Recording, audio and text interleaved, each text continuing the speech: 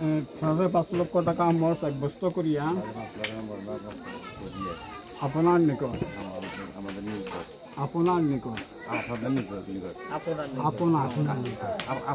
হ্যাঁ আমার মেয়েকে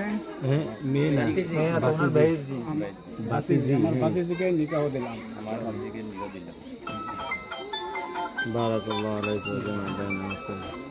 এবারে